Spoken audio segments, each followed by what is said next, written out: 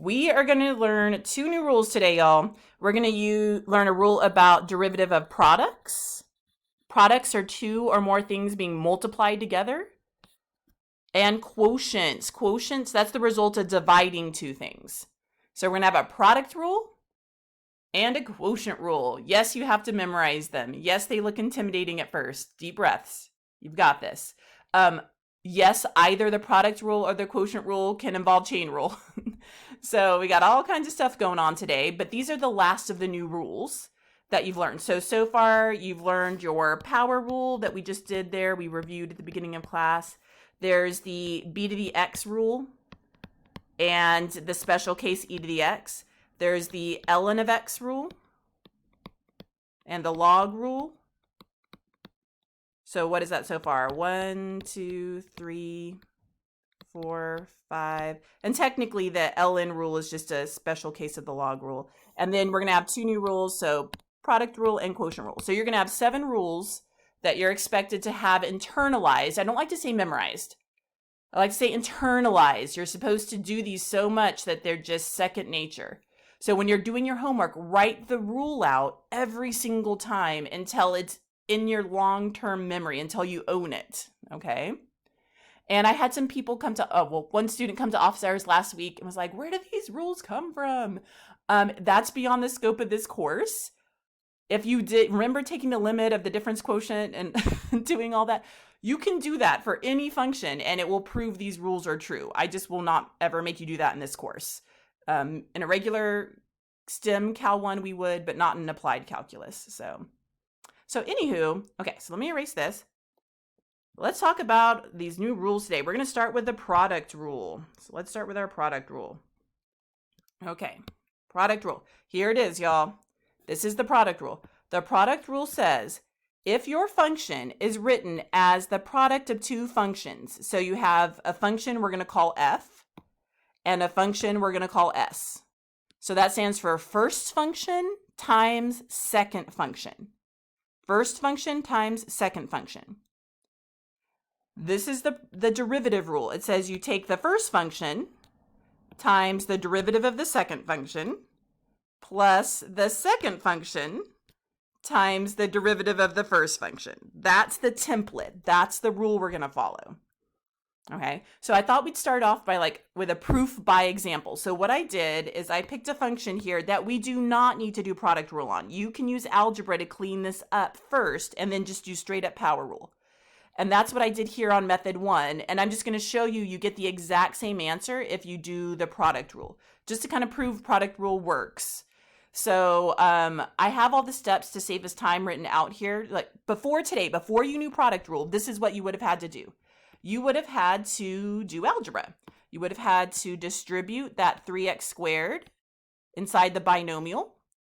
Once you did that, then you just did the power rule of the first term and the power rule of the second term. And in this case, the base is an x and the derivative of an x is just 1, so you don't have to do chain rule.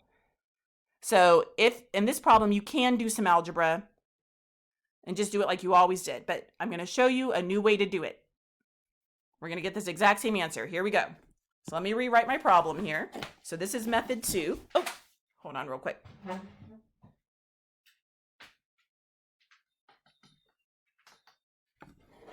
I've fried the battery on my tablet, so if it's not plugged in, it could turn off at any time. Okay, here we go. So let's rewrite this problem here. So we have f of x is equal to 3x times 2x to the fourth minus 4. So this is a product of two functions. My first function is a quadratic monomial, and my second function is a quartic binomial. So there's two different functions. So what I like to do for my brain to stay organized is over here I write first function is 3x squared, and my second function is 2x to the fourth minus 4. And I do some work to the side here. I do some scratch work. Okay, well, my rule is going to involve derivatives. So let's go ahead and find the derivatives. Let's find the derivatives of the first function. So f prime Well, the derivative of 3x squared is just 6x. You just do power rule. So hopefully you're comfortable enough now where you can look at 3x squared and know it's 6x. If not, you'd use your power rule. And then the derivative of the second function, I use power rule on 2x to the fourth. So that's going to be 8x to the third. And then 4 is a constant, so the derivative would be 0, but we're not going to write that. Okay, so I kind of do that work off to the side. It helps you get partial credit if you mess up. I can see, well, at least they knew how to take the derivative of the first and the second. Okay, now I'm going to apply my rule. So I'm going to write my f prime notation because I'm starting my rule here. So, oh, I just realized I flip-flopped the color coding on here, and that's going to drive me crazy. So let me go over here and change my color coding. I used green for the first. And I used pink for the second. Okay. Am I the only one that would have driven crazy, or would it have... Am I just weird? I don't know. I mean, I am weird, but... Okay. Here we go. Okay, so let's go ahead and follow our rule now. So the rule says you're going to do the first function times the derivative of the second plus the second function times the derivative of the first. So let's fill all that in. Okay, so the first piece was 3x squared times the derivative of the second was 8x cubed plus the second was a binomial. So I'm going to write it in parentheses to show that whole binomial was the second, and then times the derivative of the first, which was 6x. So let me pause there. How are you feeling on what I've done so far? Show me a status. How are you feeling on picking out first and second, taking derivatives, putting it into this derivative rule that you'll eventually memorize? Okay, so happy faces. See if they stay happy.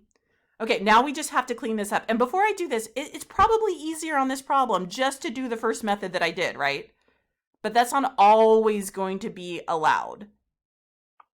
So for example, before I even go further, if my function had looked like this, my original function had been 3x squared, and then I write that binomial, and then I put the binomial to the fifth power, if that had been the case, then my algebra says I cannot distribute a binomial in, I can't distribute the 3x squared in there because distribution is multiplication, and exponents that to the fifth power would come before multiplication. So like here I would have to do power rule.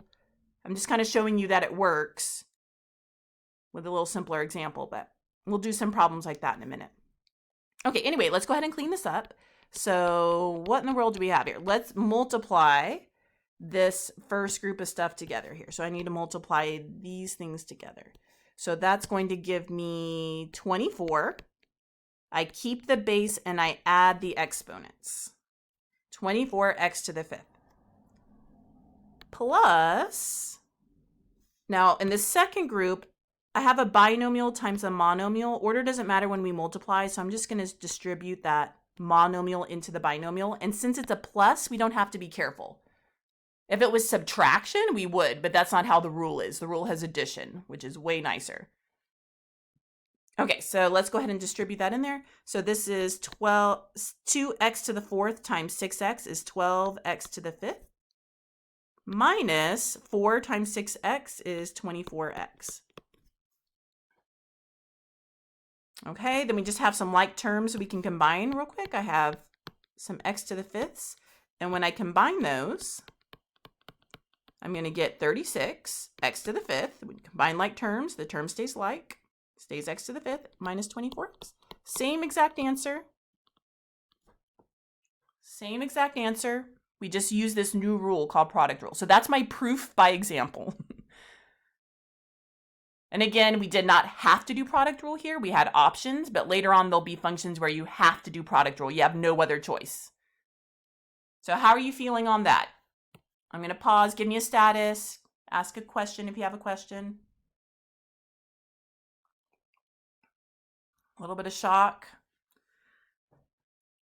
There's always more than one way to, well, not always. There's often more than one way to do something. Okay, we're going to see some more examples of product rule in a minute. Okay, but let's talk about this other rule we're going to see today. It's called the quotient rule, and it is scary looking, y'all. I'm not going to lie. And again, I'm going to show you, I'm going to prove that it works by doing a problem where we could have done algebra to clean it up, and then we're going to do quotient rule. So here is quotient rule. Remember, quotient is the result of multiplication. So in this problem, you're going to have a function, you're going to have a function on the top being divided by another function on the bottom. If your original function is a function in the numerator divided by a function in the denominator, then you are going to follow this rule over here. So what does the rule say? The rule says bottom times derivative of the top minus, ding, ding, ding. You have to be careful when you have subtraction. Minus the top times the derivative of the bottom over the bottom squared. What? It's like, where do they even come up with this? But it works. I'm going to show you it works. I promise I didn't just make this up to torture you. It actually works. So let's see a proof by example. So here's a problem. Here's a function. I can see that function is a function in the numerator. It's a quadratic binomial in the numerator. That's my top. That's going to be my top right there. So my top is going to be x squared minus 3. And it's being divided by a function in the denominator. It's a quadratic monomial. Okay, so that's going to be my bottom.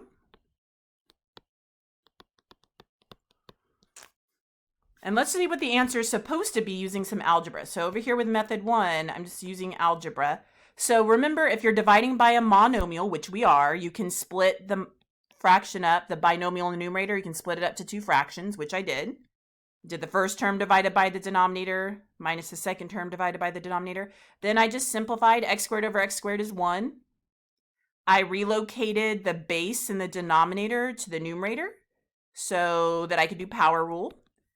And then when I did my power rule, the derivative of that constant was just 0, so it went away. And the derivative of this subtracting 3x to the negative 2, I ended up with this derivative. So you did things like this back on, I think it was back in 2.4. You've seen problems like this on your homework. Now we're going to do it with quotient rule and get the exact same answer. Okay. And the good thing is, if your algebra is weak and you wouldn't have seen to do all this, you don't have to, because you have another rule now to help you out. So let's go ahead and do our side work over here. So we already said the top was x squared minus 3. So the derivative of the top, you're just going to do power rule. That's going to be 2x minus 0. But we don't have to write the 0. And then on the bottom, if the bottom is x squared, then the derivative of the bottom is 2x. And again, I just did power rule on both of those. Okay, let's put it into our rule. Okay, the rule says bottom times derivative of the top. So let's write that out. The bottom was x squared times the derivative of the top is 2x minus the top times the derivative of the bottom. The top was a binomial, so I'm going to group it all together. And the derivative of the bottom was 2x. And all of that's going to be over the bottom.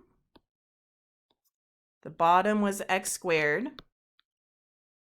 But then that needs to be squared. It's the bottom squared.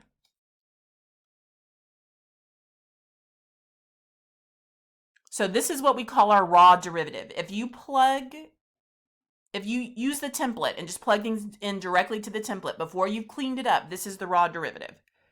So any questions on how I got this raw derivative?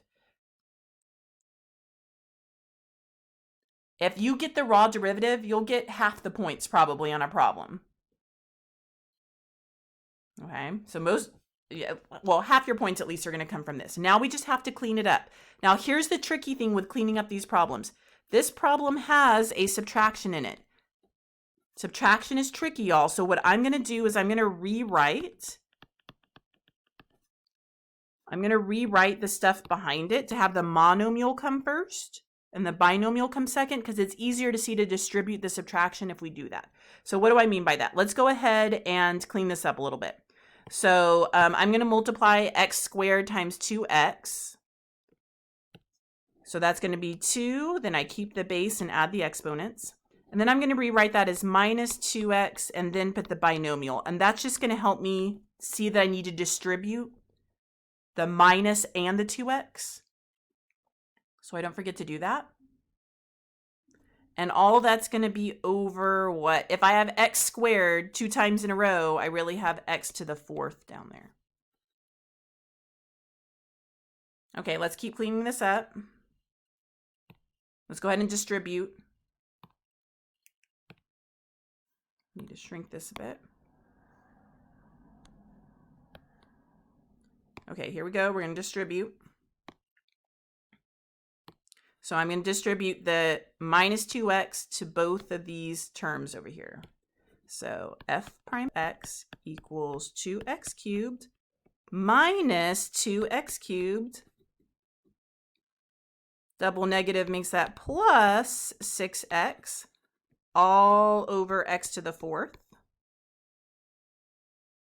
Okay, now we just combine like terms in the numerator there. I can see that if I have 2x cubed and I subtract it, those go away to 0. So that's 6x over x to the 4th.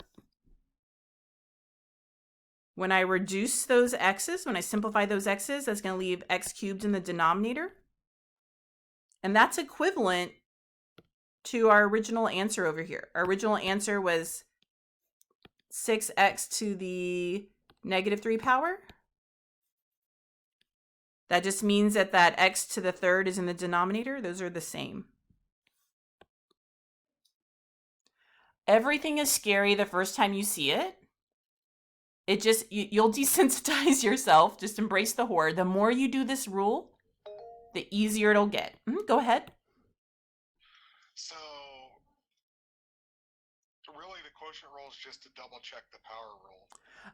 Well, the quotient rule is another tool in our tool belt. And in this problem, I could have done something else. I could have done some algebra, but you can't always clean up something with algebra. We're going to see an example in a minute where we have to do quotient rule. We have no choice. I was just trying to prove that the quotient rule works, because in a STEM calculus, we would actually prove this formula. I would never make you prove this formula algebraically. I just kind of showed an example that it works. And now you're just going to trust me that it works forever. You're just going to believe me. Did that answer your question, Marcus? Yes, it did. Okay, and Ratasha, go ahead. Yes, I'm confused why you have a negative quotient over there to the left. It's like a negative, like the x raised to a negative. And on the right, it's not negative. That's true. It's just they're equivalent to each other. So, but you're right. I need to go clarify that. Thank you for asking. Let me change my pen here. Okay. So if I have 6x to the negative 3, like I do here, algebraically, what that negative is telling me, what this negative exponent right here is telling me, is that the base it's attached to needs to be relocated. So the 6 is going to stay in the numerator, but this x with the negative exponent is going to relocate to the denominator. And when I relocate it, the exponent changes sign. So if it was negative 3, it's going to change to a positive 3. And then that'll match what we have. So it's just, they're equivalent. They're just written different ways. And my math would accept either one. Good question, though. Anyone else have any questions before we try some more of these?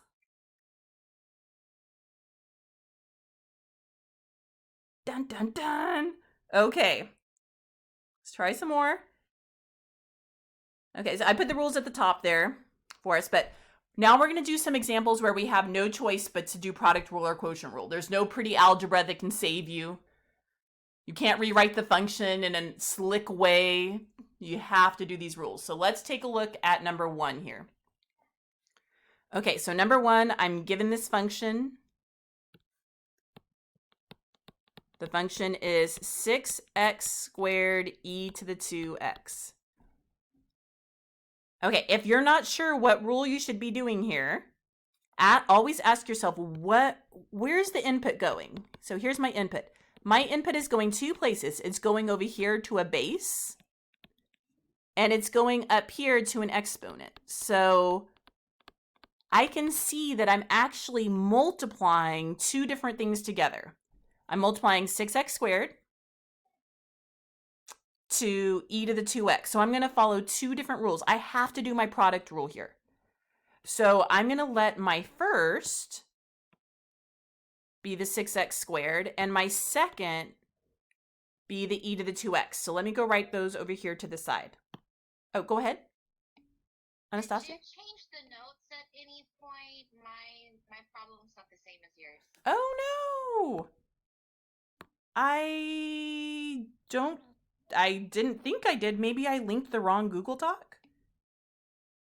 Oh. I think the problem we have is f of x is equal to 2x cubed e to the x.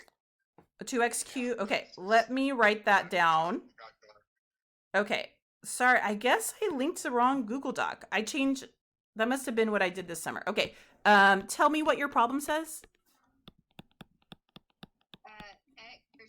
2x cubed. Okay. E to the x. Oh, that's a boring problem. Oh, sorry. Maybe that's why you changed it. I changed it. So I did this in the summer, and then I wanted to beef it up a little bit this semester just to help like do harder problems in class. Yeah, that's gonna be too easy. I'm sorry, y'all. I guess I linked the wrong Google Doc. So let's just scratch. I'm changing mine. I just want to make sure we're doing the right problem. No, I changed the notes. So let's just change it to the one that's on the screen. Sorry, y'all. Does that mean the whole notes are going to be different? I don't know. Ratasha, go ahead. The problem is there. It's just on the 6th page. Like when you print it out, it's, like the number of pages. Oh, it's later on. Yeah, I moved harder stuff to the beginning because we keep running out of time. So I thought like, oh, I'm going to move the harder stuff to the beginning so we can do harder stuff together. And then I was going to have y'all do the easier stuff on your own, how I give you time to do it. So yeah. Oh, and Emma doesn't have it at all? Oh my gosh. I don't have it at all either. Really? What is happening? Okay. Yeah, the notes I printed off the calendar for this Mhm. didn't have it. That's not on any of the Okay, pages. well, we're going to be flexible because I want to use our class time wisely. So whatever was on your paper, we're going to go rogue today. We're going to go old school, y'all. We're going to pretend we're taking notes off the board. We're just going to do the problem I have here because I want to make sure y'all see some stuff with chain rule. And the way your book is set up, they don't put chain rule in this section. So I wanted you to see it in there. So I'll give everyone a second. Scratch out whatever your number 1 says and write this function in here. Sorry, I will double check. I don't think I changed any of the other notes, but I'll just double check all the links to make sure I put them to the fall links and not the summer links.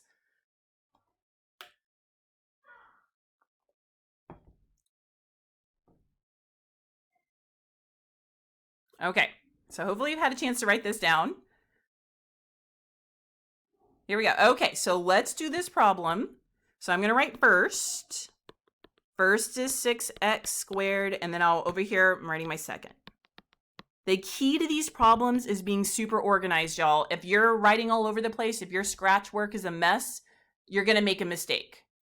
So stay organized. Okay, so let's take our derivatives here. The derivative of the first. Well, 6x squared, just do your power rule. That's going to be 12x to the first. We do not need chain rule on here because my base is a plain x. Okay, now what about the second? Go ahead and take the derivative of the second real quick. I'll be quiet for a sec.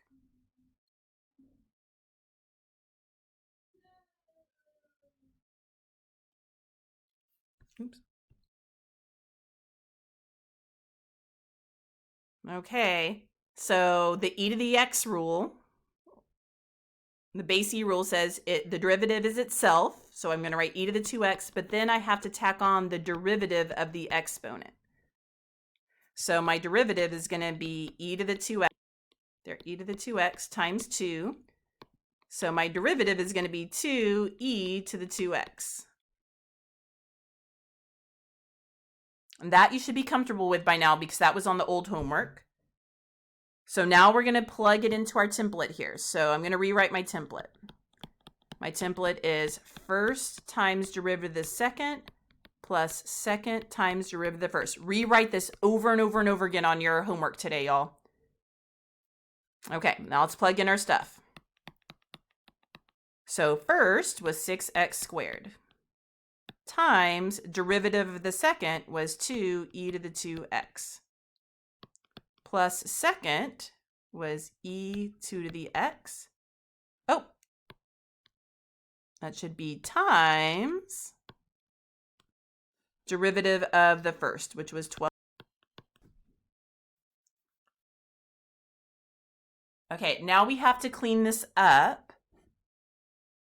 We're going to clean this up a little bit. And then when we're done, we're given extra instructions here.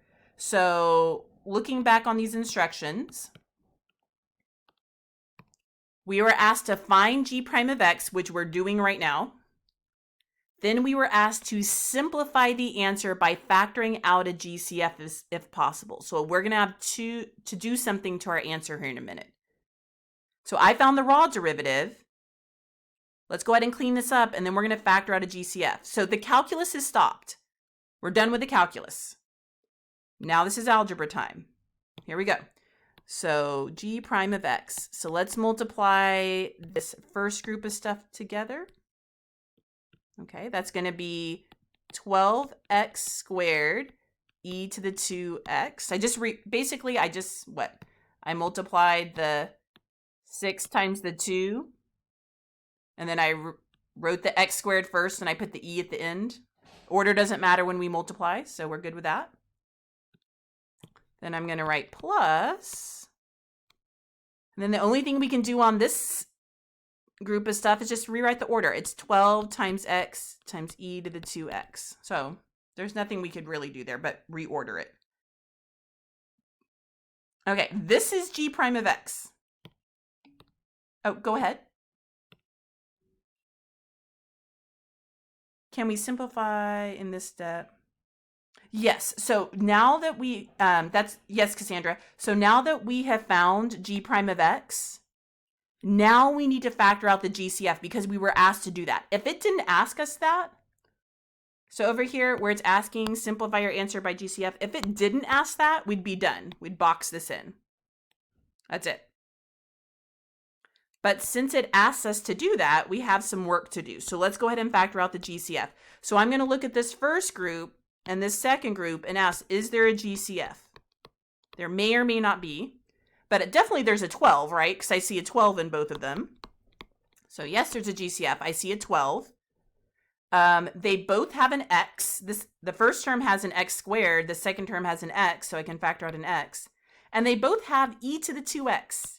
So I can factor e to the 2x out. So when I go to factor out that GCF, it's going to look like this. I'm going to pull out a 12x e to the 2x. And then we'll see what's left over between my two groups that were being added together. So if you start with a binomial, you need to end up with a binomial in those parentheses. Okay, so let's look at this first group. I pulled out the 12. I pulled out one of these x's. So that's going to leave me an x there. And I pulled out the e to the 2x. Okay, so the only thing left in that first group when I factor out my GCF is x. And in the second group, I factored out the 12. I factored out the x. I factored out the e to the 2x. So what do I write there? Yeah, there's an understood 1 placeholder. If everything in that term factors out, we put a 1 there as a placeholder. Because if I distributed this back in and I hadn't put anything there, then I'd end up with a monomial, right? We have to keep it a binomial there. So this is just your basic algebra. So this is the answer. If they ask you to simplify out a GCF, this is the answer you're going to put into MyMathLab. And later this will be helpful because if I want to set this equal to 0, you have to factor and do zero product principle. So we're just practicing that step. We're adding a layer to prepare us for what's going to come on test 3. Okay. Any questions on that GCF?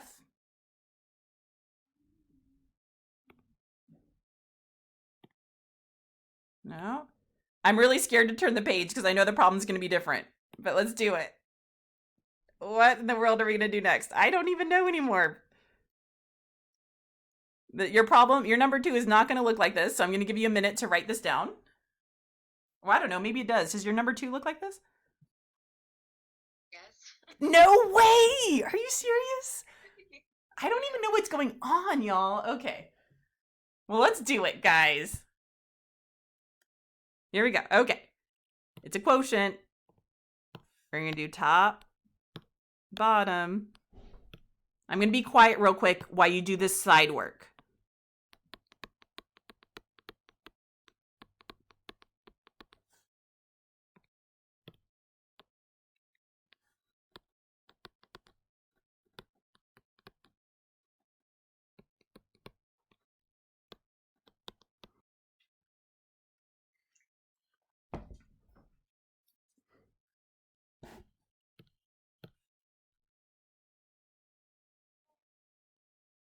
Okay, hopefully you got 3x squared for the derivative of the top and just e to the x for the derivative of the bottom. Okay, let's plug it in our template, y'all. And I'm modeling good homework behavior here. I'm going to write out my rule. It's bottom times derivative of the top minus top times derivative of the bottom over bottom squared. Arjana, I'm waiting for you to write a song on this. Arjana came to office hours last week and was saying like she was making up songs and stuff to help remember things because our brain remembers the like absurd. The more interesting or unique you can make something, the better you remember it. So if anyone comes up with a song or something to remember this. Like, and she probably, you know, when I teach O370, I sing the like x equals negative b plus or minus the square root of b squared minus 4c all over 2a. I like sing songs for quadratic formula, and your mind, I know I can't sing y'all, but your mind remembers the absurd. So however you can get this in your brain, get it in your brain, because I am not allowed to give it to you on the test. Okay, here we go. So what is this going to be? So bottom is a binomial, so I have to put in parentheses, times derivative of the top, 3x squared, minus top is x cubed, times derivative of the bottom, e to the x, over the bottom, which is a binomial, squared. Half your points right there, boom.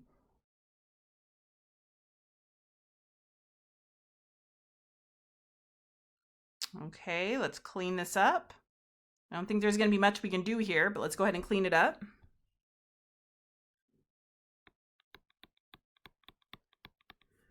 So I'm going to multiply the monomial inside the binomial.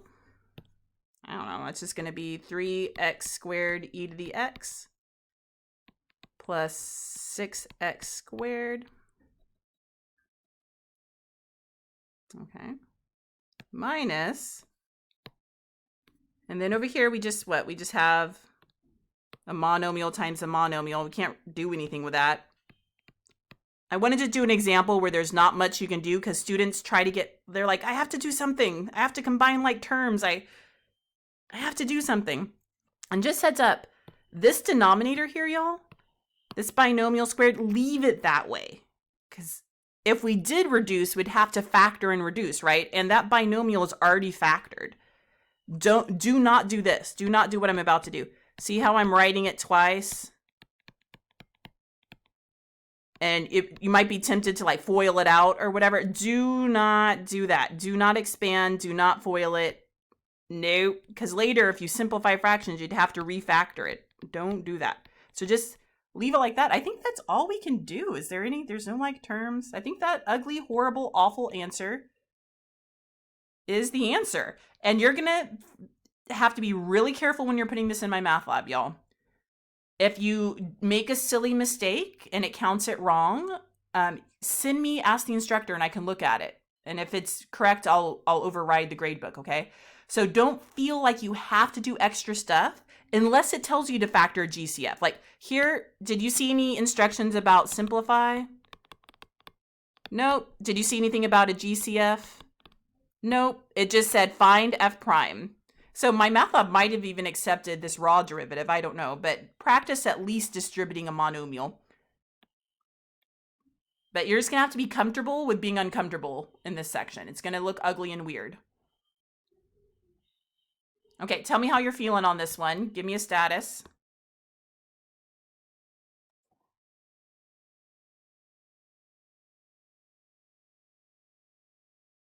I mean, besides the fact that the answer is uncomfortable, how are you feeling with this quotient rule?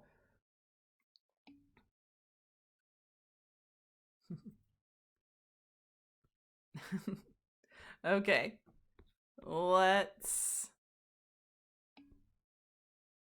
try not.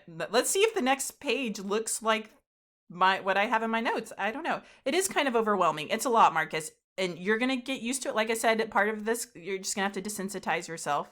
I'm really scared. Is this the next problem on the notes? Does your problem? Yes! Okay. Cool. Oh, sorry. I got excited. So when we look at this problem, the notation is yucky. They're basically using that notation where this is your f of x function. It's the d of x, and they, instead of doing change in y over change in x, they pulled that y out and they wrote it as a function there. Oops. So we're just defining the derivative.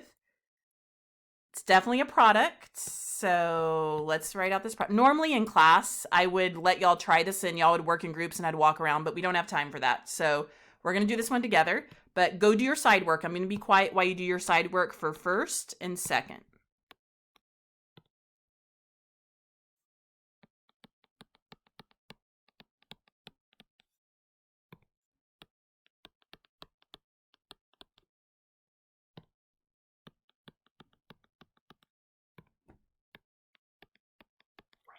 I guess I'm kind of confused on how we know which rule to pick for each problem.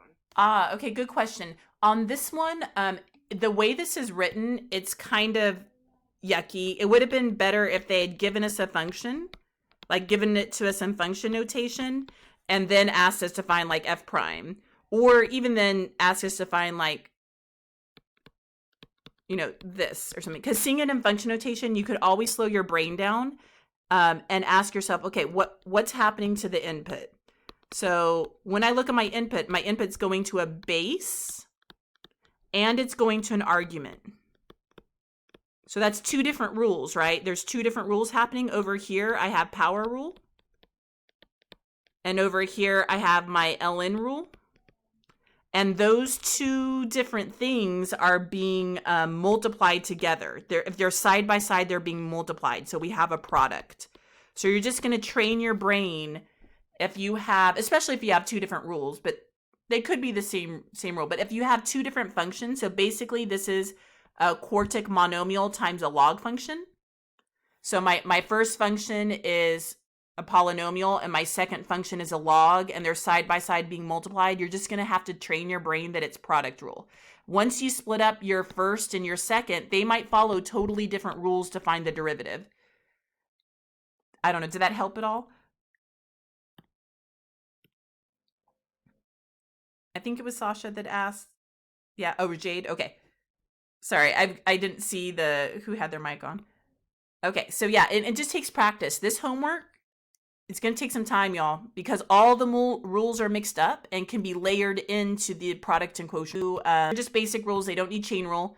6x to the 4th there. Your base is just a plain old x, so you don't need the chain rule. That's just going to be 24 x to the 3rd. Okay. And then the ln of x rule is a basic x there. So you send the argument to the denominator, and technically you times the derivative of the argument, but it's a plain variable, so it's just a 1. So none of these need a chain rule, so we're lucky in that respect. But we decided we need our product rule over here. So let's go ahead and apply that product rule. I'm going to write it out. So d dx. The notation on this one is just so yucky. There's no shortcut notation here. So this is going to be your first times derivative of the second plus second times derivative of the first.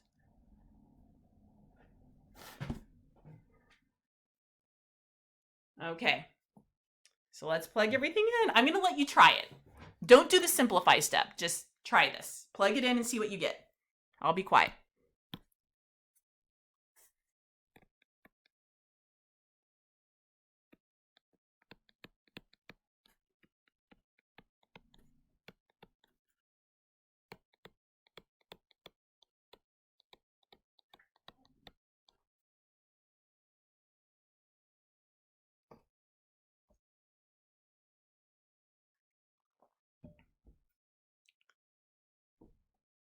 Okay, look, if you haven't looked at the screen yet, see if you got the raw derivative correctly. So give me a happy face or a thumbs up or something if you got the raw derivative, if you plugged it into the template for the product rule correctly, just so I can see. And you can give me an unhappy face or a thumbs down or something if you didn't. Okay. Are there any questions on how I plugged things into the template? Because that's half your points right there. If you just straight up get things into the template, raw derivative, half your points.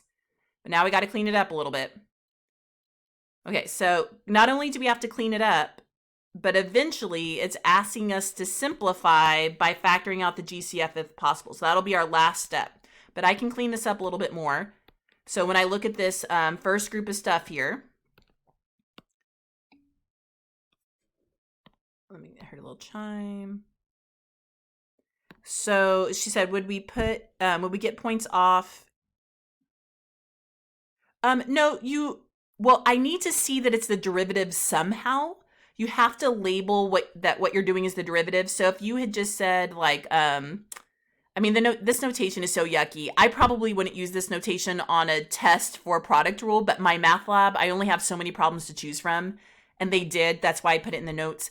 Like, I would probably have just given you the notation like I did right here. I probably would have given you this notation. So in that case, you would have been having to write that this was f prime of x. Like, you would have to indicate that, like, label it as the derivative somehow. But technically, the notation they gave us, there's no shortcut for it. You just have to, like, keep rewriting it. I was just being lazy, so I didn't rewrite it. But you have to indicate that what you're writing is a derivative.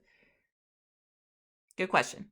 Okay, so let's go ahead and simplify this. So I can put that 6x to the 4th over a 1. So that's 6 over x to the 4th over x. And the only thing I can do in this other group is just rewrite the order. So I'm going to put the 24x cubed first and the ln of x at the end. Okay, well, we can keep cleaning that up a little bit because in this first term, these x's will reduce. That'll just give me 6x cubed. Okay, so this is my raw derivative there, cleaned up. But now we have to do the step where we ask ourselves, is there a GCF? Is there something in common from this first group and the second group? And the answer is yes. They're both multiples of 6. They both have an x cube. And that's it. So that's going to be our GCF. So let's go ahead and factor that out. So now we're doing this last step where we're going to factor out a GCF. Okay, so let's go ahead and do that last step there.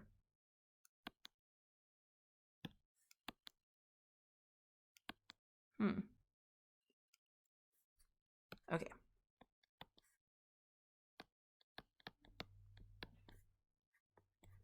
So let's see what we get left with. So in the first group, I factored out the 6 and the x cubed, so I'm just left with a 1. In this second group, if I factor a 6 out of a 24, that's going to leave me a 4, right? Okay, so it's going to leave me a 4. When I factor that out, I factor the x cubed out, and then I'm going to leave me an ln of x. So this is the answer I would type into MyMathLab. How are we feeling on that? Show me a status. Were you okay with factoring out that GCF? Cool, cool, cool. Okay. We have about...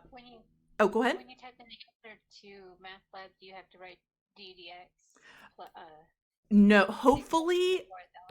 I mean, luckily, when I looked, they had the answer like this. So it said the ddx, you know, they had that stuff written in there. And then there's the answer box where you type your answer. So they already wrote the notation for you.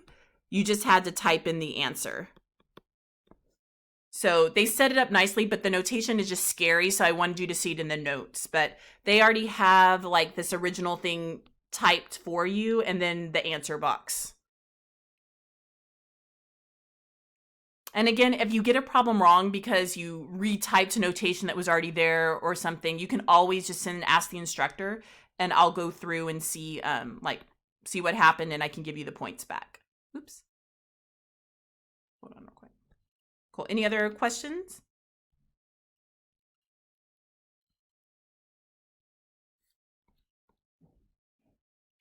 So there are 2 questions in the chat. Can you simplify 4 ln x is 4? So ln of x is not necessarily 1. It depends on what x is. So x is a variable. It represents the input.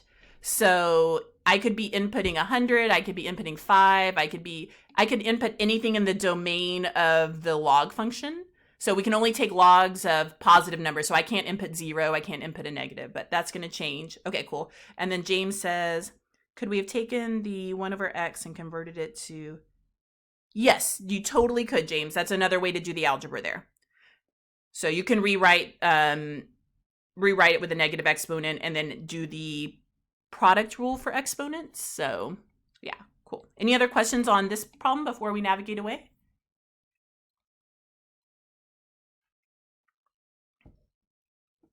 Okay, we only have about 10 minutes left. And once you see a couple of these examples, they all I'll write all these up in the notes. I'm not going to work out number 4, but I am going to talk about it real quick. And then we'll jump over and we'll do a word problem. We'll do number 6. Okay.